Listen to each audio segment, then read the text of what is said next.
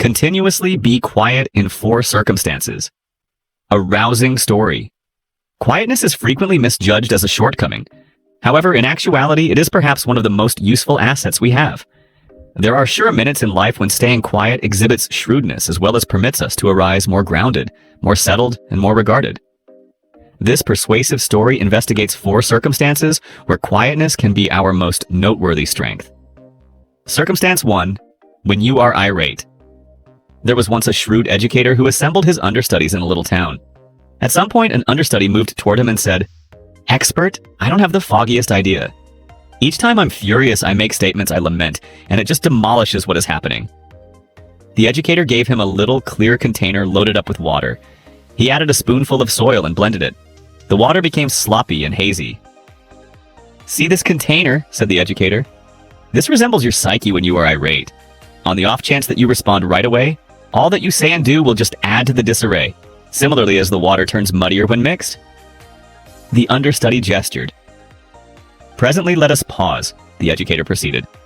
Following a couple of moments, the soil settled, and the water turned out to be clear once more. "This," said the educator, "happens when you remain quiet out of frustration.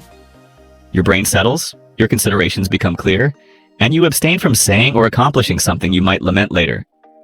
Illustration. Quietness during outrage gives us an opportunity to think and answer admirably. Circumstance 2. When you need more data. A trader once lived in a bustling town. He was well known for his quiet and insightful choices. At some point, a man raced into his shop yelling, "Your neighbor has been spreading lies about you." The dealer grinned tranquilly and said nothing. Seeing his quiet, the man became bewildered and inquired, "How about you answer? Doesn't it annoy you?" The trader answered, "In the event that somebody let me know a tempest was coming, I wouldn't fabricate a sanctuary except if I saw the foreboding shadows myself. Similarly, I won't answer tales except if I know the full truth." Days after the fact, the neighbor himself came to apologize, conceding that he had been off base and carried on out of desire. Illustration. When you don't have the real factors, keeping quiet keeps you from going with unfortunate choices or adding to false impressions. Circumstance 3. When somebody is censuring you unreasonably. A youthful priest lived in a religious community. He really buckled down, continuously helping other people, yet at some point, another priest started censuring him unreasonably.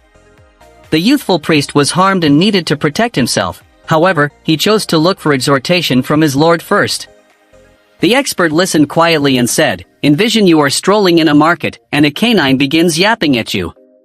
How will you respond?" The youthful priest answered, "Nothing. How could I contend with a canine?" The expert grinned and said, "Precisely.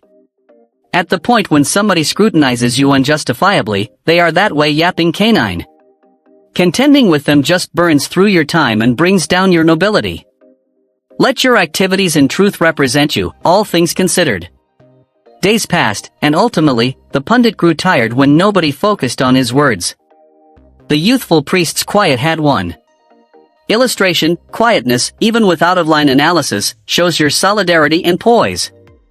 It permits your personality to express itself stronger than words. Circumstance 4. When you are going to express terrible words. There used to be a dad who had a youthful child. The kid had a persistent vice of expressing harmful things when he was vexed. At some point, the dad gave him a sledge and a case of nails. He told the kid, "Each time you offer something terrible, hammer a nail into that wooden wall." Right away, the kid pounded many nails into the wall. In any case, over the long run, he figured out how to control his words and his resentment. He got back to his dad and said, "Father, I never again need the mallet. I have figured out how to stay quiet." The dad grinned and said, "That is great, my child. Presently, let us eliminate the nails from the wall."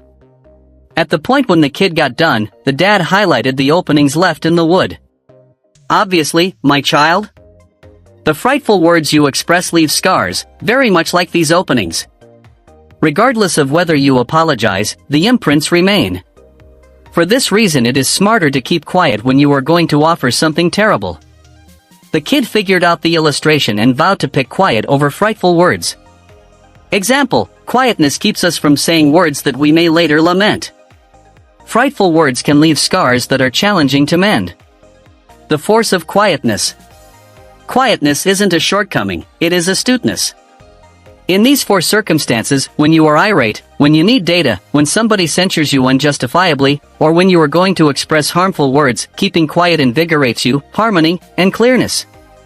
It permits you to answer mindfully as opposed to responding hastily.